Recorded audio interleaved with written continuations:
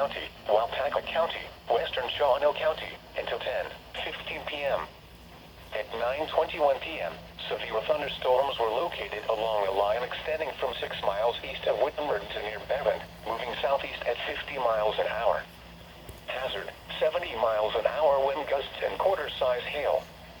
Source, trained weather spotters. Impact, hail damage to vehicles is expected. Expects considerable tree damage. Wind damage is also likely to mobile homes, roofs, and outbuildings.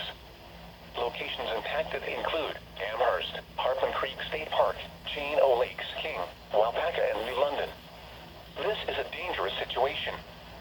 These storms are producing widespread wind damage across Marathon County. Seek shelter now inside a sturdy structure and stay away from windows. Torrential rainfall is occurring with these storms and may lead to flash flooding. Do not drive your vehicle through flooded roadways. Repeating, a severe thunderstorm warning has been issued until 10:15 p.m. for the following counties in Wisconsin: Marathon, Portage, Shawano, and Waupaca.